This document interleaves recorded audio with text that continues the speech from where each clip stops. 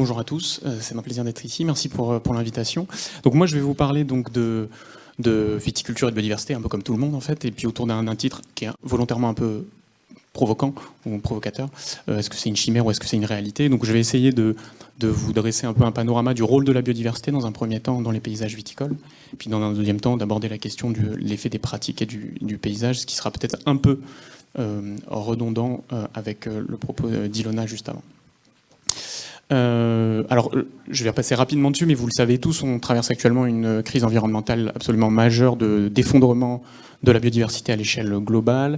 Un certain nombre de mes collègues parlent d'une entrée dans la 6e extinction de masse. On a un taux d'extinction des espèces qui est absolument inégalé à l'échelle de l'histoire du vivant, qui est tout à fait préoccupant. Et peut-être quelque chose d'assez préoccupant aussi, et que Ilona a évoqué tout à l'heure, c'est le fait que historiquement, on observe ce déclin depuis longtemps à l'échelle globale, sur des pas de temps assez longs. Et depuis quelques années, on voit des études, il y en a notamment 2 qui sont encore sorties ces 2 dernières semaines, où on observe ce déclin massif de la diversité, de l'abondance ou de la biomasse de tout un tas d'organismes vivants à des échelles plus petites, sur des pas de temps plus courts, à l'échelle régionale, sur une dizaine ou une vingtaine d'années, ce qui est un peu symptomatique d'une accélération de ce processus.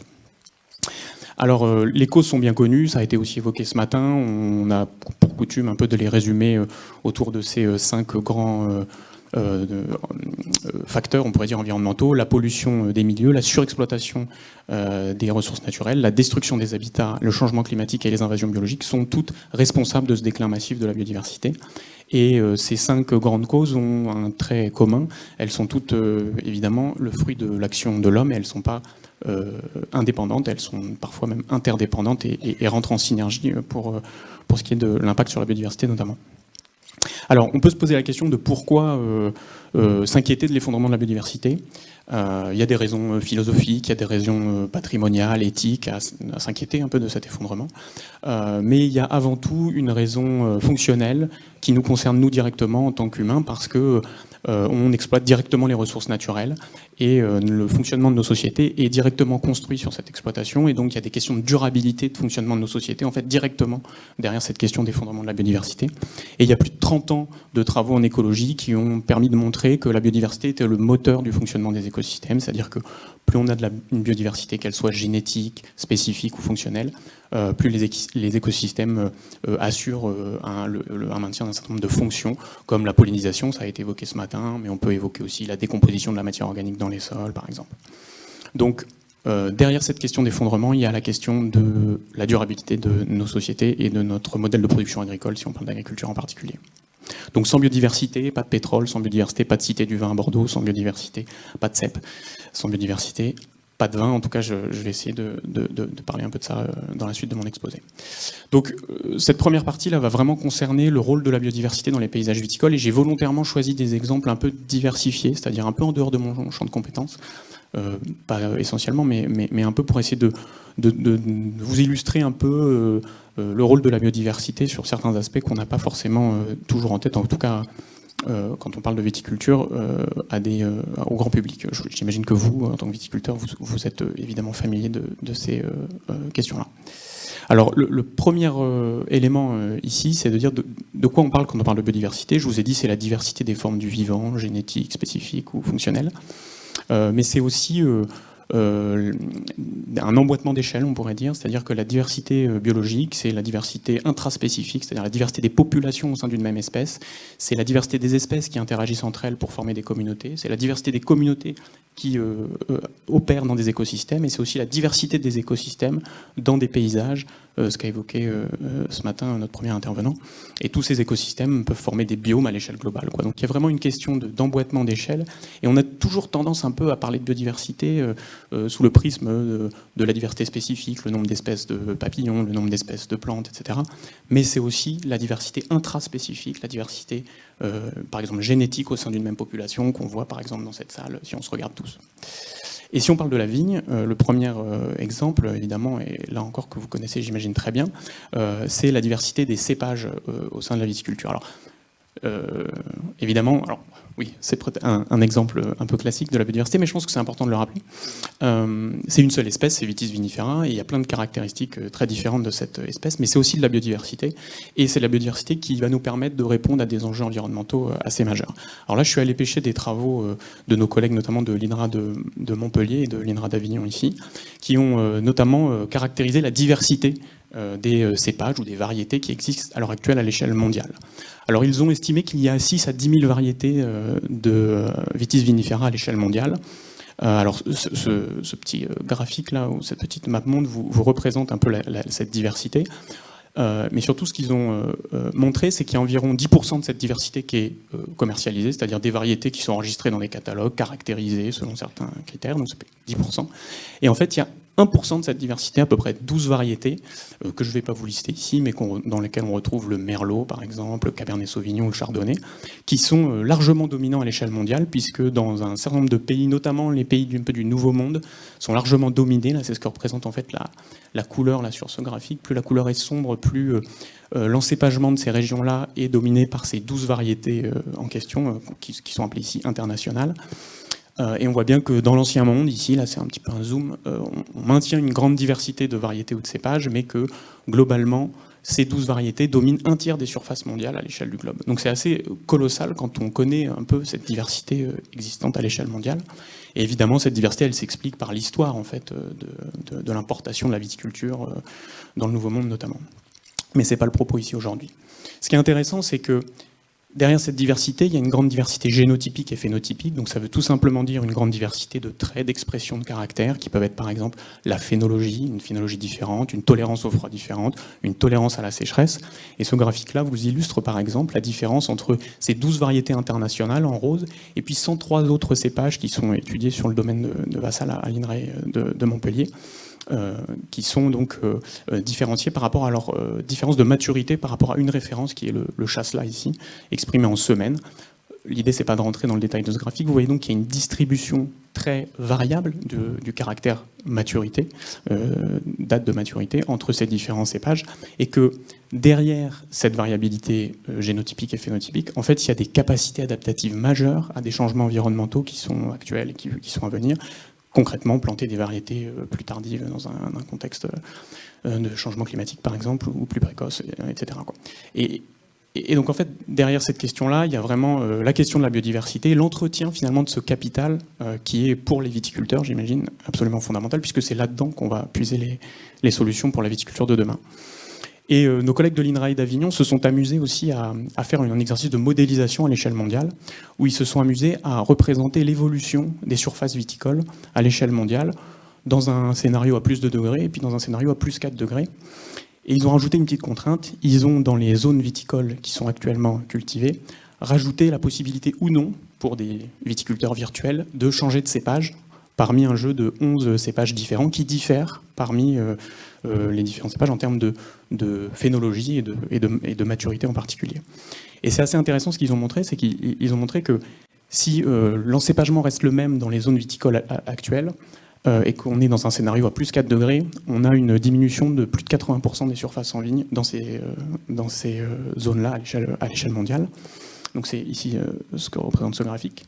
En revanche, si on autorise virtuellement les viticulteurs à choisir un cépage qui est plus adapté aux conditions environnementales nouvelles, eh ben on diminue fortement cette diminution des surfaces en vigne, puisqu'on passe autour de 85-90% à quelque chose autour de 60%, ce qui est absolument majeur en termes d'encépagement. Et dans un scénario à 2 degrés, on a exactement la même image, on pourrait dire. Donc encore une fois, ça veut dire que la diversité intraspécifique au sein de Vitis vinifera est absolument majeure en termes d'adaptation au changement climatique. Ça, c'était mon premier message sur la biodiversité intraspécifique. Et puis ensuite, il y a d'autres manières de caractériser la biodiversité. On a parlé de différentes espèces. Là, maintenant, je vais vous parler de la biodiversité qu'on appelle parfois la biodiversité associée, c'est-à-dire une biodiversité qu'on ne maîtrise pas si on est un agriculteur, mais qu'on exploite parce que cette biodiversité s'opère et opère des services dans l'agrosystème. En prenant l'exemple des chauves-souris, et en essayant de vous montrer en quoi cette biodiversité peut être un allié pour la viticulture et pour le viticulteur. Donc avec des collègues de la LPO, Johan Charbonnier en particulier, on a mesuré l'activité des chiroptères, donc des chauves-souris, dans différents paysages viticoles du sud-ouest de la France. Et on s'est intéressé à leur impact sur des populations de tordeuses, un petit lépidoptère qui s'attaque à la vigne, pour essayer de voir s'il y avait un rôle fonctionnel de ces organismes-là dans les paysages viticoles. Alors la première chose qu'on a montré, c'est que l'activité des chauves-souris, c'est ce que montre ce graphique, augmente significativement d'un facteur 3 quand le papillon, cette fameuse tordeuse de la grappe, est présente dans les paysages viticoles. Donc on a une réponse des chiroptères en termes de nombre, en termes d'activité et en termes de diversité également. On retrouve plus de chiroptères dans ces paysages-là. La question, c'est est-ce que cette augmentation de l'activité se traduit par une prédation plus importante de ces tordeuses et un impact moindre sur les dégâts que ces tordeuses peuvent engendrer sur la vigne. Donc pour ça, on est allé récolter des crottes de chauves-souris au moment des pics de vol de tordeuses dans différents gîtes, alors dans le sud-ouest de la France, mais aussi en Bourgogne. Et au moment des pics de vol, on a mis en évidence qu'il y avait la trace de ce ravageur dans à peu près 70% des crottes de chauves-souris, ce qui met en évidence l'interaction forte qui peut exister entre des chauves-souris et ces tordeuses. Donc il y a une interaction trophique. Les chiroptères mangent des tordeuses. C'est un peu validé d'un point de vue scientifique, pourrait-on dire. Et ensuite, la question d'après, c'est est-ce qu'il y a un impact moindre sur les dégâts? Et donc pour ça, on est allé quantifier dans différents paysages où il y avait une activité des chiroptères qui était variable, les dégâts des tordeuses de la grappe sur le raisin, donc le nombre de perforations engendrées par les larves de tordeuses. Et on a mis en évidence qu'il y avait une corrélation, alors plus ça sort bizarrement, mais bon, qu'il y avait une corrélation négative entre le nombre de perforations engendrées par le papillon et l'activité insectivore des chiroptères, laissant supposer que plus on a de chauves-souris, moins on a de dégâts. Et ce qui est intéressant, c'est que d'autres collègues, notamment au Chili, avec des approches un peu différentes, où ils ont exclu toute la vifaune, c'est-à-dire les chiroptères et les oiseaux des parcelles viticoles, avec des grands filets, comme ça, très simplement, ont abouti aux mêmes conclusions, c'est-à-dire qu'ils ont exclu dans une modalité toute la vifaune et les chiroptères, et puis ils ont laissé une autre partie du vignoble ouvert et sur lequel les chiroptères pouvaient venir chasser. Et ils ont mesuré des dégâts d'un certain nombre d'insectes phytophages qui se rapprochent un peu des tordeuses, des papillons notamment. Et ils ont quantifié ces dégâts, ils ont estimé qu'il y avait 7% de rendement en plus grâce aux chauves-souris dans la modalité non-exclusion des chauves-souris. Et ce qu'ils ont traduit, alors je l'ai traduit en euros parce que c'est exprimé en dollars, mais ça représentait quelque chose comme 150 à 210 euros par hectare et par an pour les chauves-souris. Alors on peut discuter les chiffres, j'en vois certains qui ne sont pas forcément d'accord, mais ça n'a pas d'ailleurs tellement d'intérêt de chiffrer économiquement ces services-là, ça veut juste dire que le service il existe et qu'il est potentiellement intéressant pour le viticulteur. Après, ces chiffres sont aussi très dépendants évidemment du contexte économique, du type de vin, etc. Ce que je peux vous dire aussi, c'est qu'après, il y a des travaux similaires qui ont été conduits donc, sur les oiseaux, sur les communautés d'oiseaux, notamment en Californie, où ils ont montré que l'implantation de nichoirs dans le vignoble californien permettait d'augmenter également la prédation des insectes ravageurs là-bas d'un facteur 3 ou 4, ce qui était aussi relativement intéressant pour les viticulteurs. Et des travaux qu'on conduit sur des organismes un petit peu moins sexy que des chauves-souris ou des oiseaux, notamment sur les araignées, montrent également qu'il y a des interactions trophiques très fortes entre ces organismes et tout un tas de ravageurs, notamment Scaphoidus titanus, la cicadelle de la flavescence dorée, ou d'autres insectes ravageurs, montrant que voilà, ces insectes-là ou ces araignées-là peuvent rendre un service tout à fait fondamental auprès du viticulteur. Donc ça, c'est pour la faune, un peu, on pourrait dire, la diversité spécifique. Au-dessus du sol. Alors, je ne vais pas trop détailler ça parce que je crois que vous avez un exposé qui est prévu sur le sol, mais je ne pouvais pas non plus ne pas du tout évoquer le fait que la biodiversité du sol, qui peut se représenter par la diversité des micro-organismes, la diversité de la mésofaune, notamment des colamboles, qui sont des petits organismes qui décomposent la matière organique et qui relarguent des nutriments pour les plantes notamment, ou la macrofaune, sont des organismes tout à fait essentiels pour tout un tas de fonctions et pour la structure des sols, et que donc il est aussi important de considérer ça. C'est un compartiment qu'on dit souvent peu étudié ou mal étudié. Il y a de plus en plus de projets de recherche autour de ça. Il y a une grande question autour du lien entre la biodiversité du sol et la notion de terroir, évidemment. Alors, ensuite, je trouvais que c'était aussi intéressant d'évoquer un autre exemple, parce que vous êtes pour beaucoup viticulteurs, Et donc du coup, vous exploitez la biodiversité. En fait, sans biodiversité, il n'y a pas de levure et donc il n'y a pas de vin. Donc évidemment, il y a Saccharomyces cerevisiae qui permet la fermentation alcoolique, la transformation de sucre en alcool, qui est tout à fait importante. Et en partant de là, il y a des collègues, plutôt des microbiologistes, des gens qui font de l'écologie microbienne, qui se sont posé la question, est-ce que la biodiversité des micro-organismes contribue à la notion de terroir sur des exploitations, et est-ce que cette biodiversité un peu sous-étudiée contribue donc encore une fois à la typicité des vins, par exemple, à ce genre de choses. Donc les résultats sur cette question sont hyper contrastés, on n'a pas de consensus scientifique, mais il y en a quelques études qui laissent montrer qu'il y a une sorte de structuration biogéographique des communautés de micro-organismes sur la baie, mais aussi dans le sol. Alors il y a 2 études, notamment une en Californie et puis une à l'échelle mondiale, qui ont fait ça. Donc à gauche c'est sur la baie et puis ici c'est sur des sols viticoles. Et ce qu'ils ont essentiellement montré, c'est que les communautés de micro-organismes, donc à l'échelle de la baie ici, étaient structurées dans l'espace. C'est-à-dire que c'est pas aléatoire. On ne retrouve pas les mêmes micro-organismes dans le nord de la Californie que dans le sud. En fait, il y a une structuration biogéographique. Alors là, après, on peut discuter, on peut dire oui, mais en fait, c'est normal, c'est une réaction un peu aux pratiques viticoles, au climat aussi, qui sont très différents, qui structurent de manière similaire les communautés. Mais ces papiers-là, ce premier papier en particulier, a vraiment amené la question du rôle des micro-organismes dans la notion de terroir. Et derrière ça, il y a eu plein d'autres papiers. Et ce papier-là tend à confirmer qu'on retrouve une structuration spatiale dans les différents sols viticoles, notamment entre les différents pays. Une fois qu'on prend en compte le climat, il y a vraiment une distance, un effet distance ou un effet spatial sur la structuration de ces communautés. Et donc ensuite, tous les gens ne sont pas forcément d'accord, donc on a eu des échanges comme ça dans la littérature scientifique. Tout ça pour dire qu'il y a aussi des questions liées à la vinification et au chai, puisque c'est avant tout des micro-organismes qui sont manipulés pour produire et pour vinifier, quoi. Et donc du coup, il y a des échanges qui ont été montrés entre le chai et le champ, et qui sont peut-être prédominants dans cette structuration spatiale des micro-organismes. Ce que je veux dire, c'est que l'impact de l'homme, il est aussi avant tout important. Mais bon, ça pose quand même cette question-là du rôle de la biodiversité un peu méconnue sur la question de terroir. Et puis ensuite, je trouvais intéressant de reprendre la définition de l'OIV, de ce qu'est un terroir. Et en fait, en regardant, je me suis rendu compte que, bon, ça a été pas mal aussi évoqué ce matin, mais que la notion de biodiversité, elle est ultra présente en fait dans cette définition du terroir, parce qu'on retrouve des interactions entre un milieu physique et biologique. Il y a la notion du sol, du paysage et de la biodiversité. Donc vraiment, on a ici, en fait, si on cherche à répondre à cette question, les relations entre viticulture et biodiversité, est-ce que c'est une chimère ou est-ce que c'est une réalité? C'est plus qu'une réalité, c'est presque consubstantiel de la viticulture en fait, la biodiversité. C'est peut-être tout à fait évident, mais je trouve que c'est bien de le rappeler. Et ensuite, un dernier exemple, pour en finir après sur le rôle de la biodiversité dans les paysages viticoles, je trouvais intéressant d'aller voir ce qu'il en est d'un point de vue économique pour le producteur et pour le consommateur. Il y a quelques économistes à l'échelle mondiale qui se sont intéressés à évaluer le consentement à payer des consommateurs au regard de la biodiversité en viticulture. Donc, je vous passe les détails méthodologiques, mais en gros, ils ont un label qui atteste de la préservation de la biodiversité dans leur propriété viticole. Et ils ont présenté un panel de consommateurs, différents vins, alors des vins plus ou moins chers, plus ou moins réputés, etc.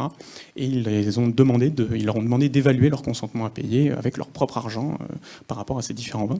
Et ce qui est assez intéressant, c'est que les consommateurs en moyenne sont prêts à payer significatement plus si on leur atteste que le vin qui est produit préserve ou conserve la biodiversité, et c'est assez significatif parce qu'on va de 38 à 68% de consentement à payer en plus, donc c'est assez significatif.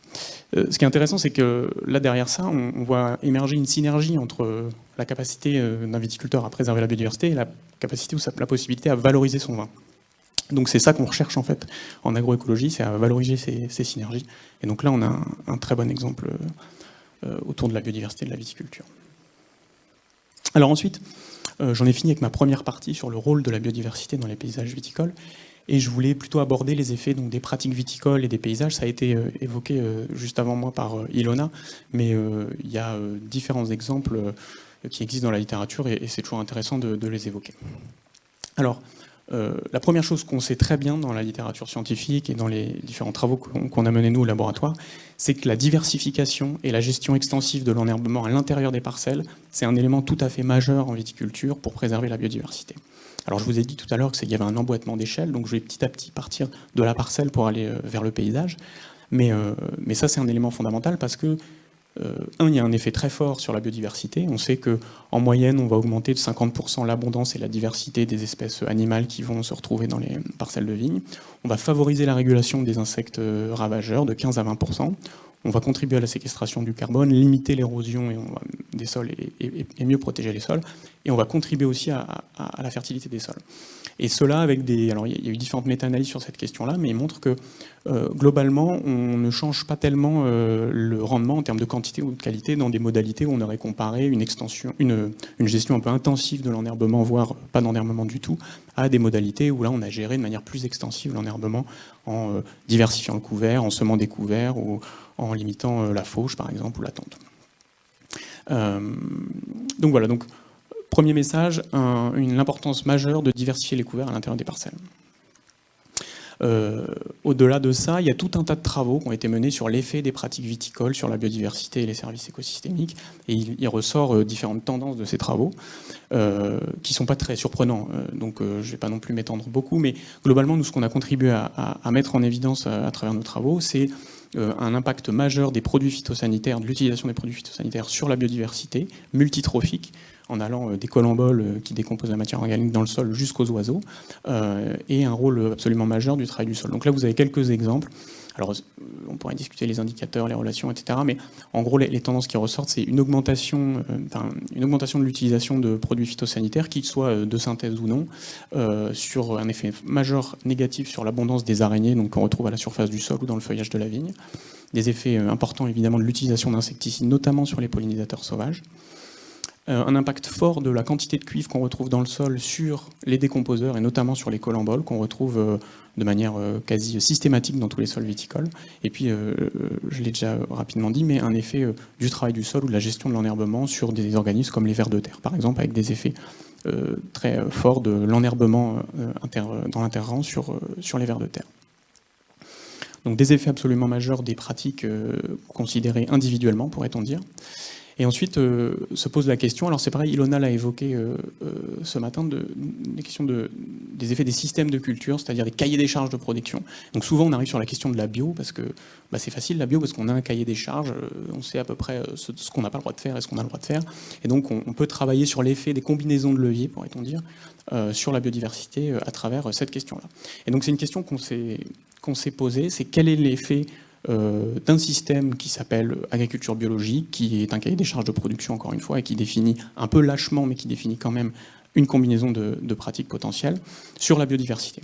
Et alors on a fait ça sur tout un tas d'organismes, alors je ne vais pas vous les détailler, mais ça va des carapes, des vers de terre, et ça inclut les oiseaux, les plantes, les colamboles, j'en ai parlé, les araignées du sol, les araignées du feuillage, etc. Et on a regardé, c'est ce que montre ce graphique, l'effet de l'agriculture biologique en comparaison d'un système qui est non biologique, c'est-à-dire qu'on appelle conventionnel, et le long d'un gradient paysager aussi, mais bon, ça c'est pas très important. Et finalement, ce graphique, ce qui montre, c'est quand on a un effet positif de l'agriculture biologique, on a un estimé ici qui est positif, et quand on a un effet négatif, de la même manière, l'estimé est négatif. Et vous avez autour de la tendance une incertitude, comme toujours, qui représente la variabilité des effets des pratiques bio, en l'occurrence, en comparaison du conventionnel pour tous ces groupes. Et ce qu'on voit, c'est assez... ça saute aux yeux, en fait. On a au global, donc ça c'est l'indice totalement agrégé, on a au global un effet positif des pratiques de l'agriculture biologique sur la diversité multitrophique. C'est-à-dire qu'en moyenne, on va favoriser plutôt les espèces en abondance et en diversité. On retrouve la même chose. En revanche, quand on s'intéresse à différents groupes séparément, on voit que les résultats ils sont contrastés. Et c'est logique parce que voilà, c'est des pratiques qui sont différentes. On va retrouver en général un travail du sol un peu plus important dans l'agriculture biologique, ce qui va impacter certains organismes comme les carabes ou les vers de terre. À l'inverse, on va plutôt favoriser les araignées du feuillage notamment, mais aussi les coléoptères ou les oiseaux. Et donc la conclusion de ça, c'est qu'il y a des gagnants et des perdants à l'agriculture biologique. Comme souvent dans la vie, il y a des gagnants et des perdants. Mais en moyenne, il y a plutôt des effets positifs sur la biodiversité. Et que donc, un cahier des charges de production comme celui de l'agriculture biologique donne quand même des informations sur l'impact sur la biodiversité. Et on a fait l'équivalent sur les fonctions rendues par la biodiversité. Et on trouve évidemment des réponses qui sont équivalentes, c'est-à-dire des tendances positives, mais aussi une grande variabilité. Voilà, alors ensuite j'en arrive au paysage, ça a aussi été évoqué ce matin par Ilona, mais la question c'est, quand on dézoome encore et qu'on change d'échelle, quels sont les leviers dont le viticulteur dispose pour favoriser la biodiversité dans les paysages viticoles. Alors, encore une fois, il en a parlé, donc je vais passer rapidement dessus, mais le premier élément, c'est maintenir des habitats semi-naturels. Alors, habitats semi-naturels, ça ne veut pas dire grand-chose. Ça veut dire des haies, ça veut dire des prairies, ça veut dire des forêts. Et on dit ça pour deux raisons. Principalement parce que ces habitats-là, c'est des habitats refuges pour tout un tas d'espèces. On estime, par exemple, si on s'intéresse aux auxiliaires des cultures, donc principalement des insectes et des araignées, que 9 espèces sur 10, par exemple, de ces communautés-là, utilisent un habitat semi-naturel pendant leur cycle de vie, parce qu'ils vont y trouver un site d'hivernation, des hôtes alternatifs, des ressources en nectar, des ressources en pollen. Et donc tout simplement, maintenir ces habitats-là, ça leur permet de réaliser leur cycle de vie, et donc de les maintenir dans le paysage. Et on trouve des effets comme ça positifs le long de gradients paysagers, avec des dispositifs qui ressemblent à ce que Ilona a présenté. Une augmentation par exemple de la diversité des oiseaux avec la diversité des paysages, ou une augmentation de l'abondance et de la diversité des pollinisateurs sauvages, avec l'augmentation des proportions d'habitats semi-naturels dans des paysages viticoles. Donc un effet majeur sur la biodiversité. Un autre élément important, c'est qu'au-delà de la quantité, c'est-à-dire la proportion d'habitats semi-naturels dans un paysage, c'est évidemment l'arrangement spatial. La configuration a été aussi évoquée ce matin à plusieurs endroits, c'est cette fameuse connectivité. Il faut que les espèces puissent se déplacer et utiliser les ressources dans les différents habitats à l'échelle du paysage. Mais c'est aussi la qualité de ces habitats. Parce que une haie, ça ne veut pas dire grand-chose, une prairie, ça ne veut pas dire grand-chose. Si on prend une prairie temporaire, intensive, monospécifique, les qualités en termes de capacité à conserver la biodiversité sont assez nulles.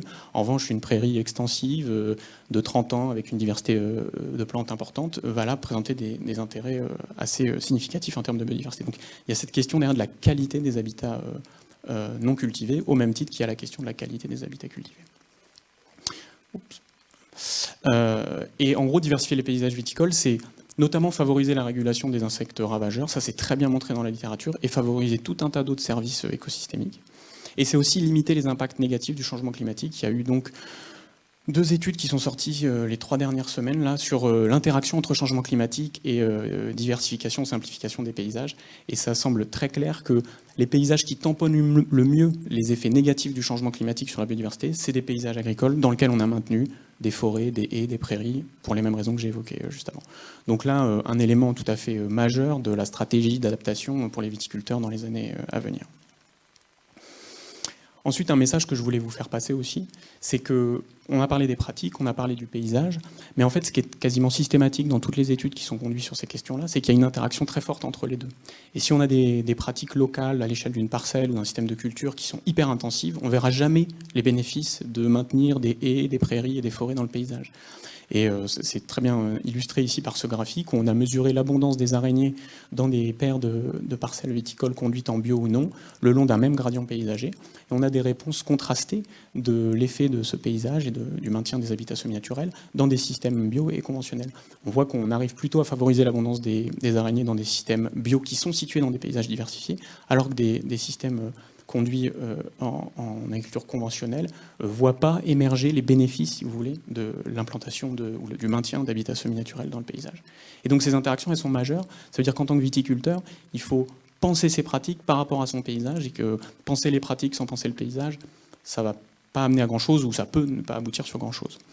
Et de manière aussi plus intéressante, il y a des effets cumulatifs des pratiques vertueuses à l'échelle du paysage, c'est-à-dire que la bio, c'est aussi un très bon exemple. Si on fait de la bio tout seul dans un paysage de viticulture 100% conventionnel, on ne verra pas toujours les avantages, s'il y en a, de la viticulture biologique.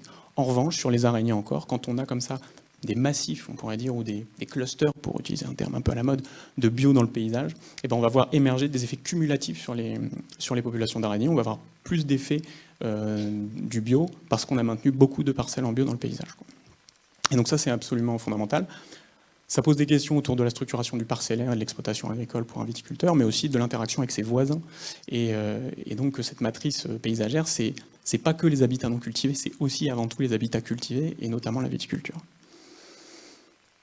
Ensuite, un autre message que je voulais vous faire passer. Alors le graphique, ne vous y attardez pas dans un premier temps, ne vous perdez pas dans les différentes couleurs, c'est toujours un peu attirant.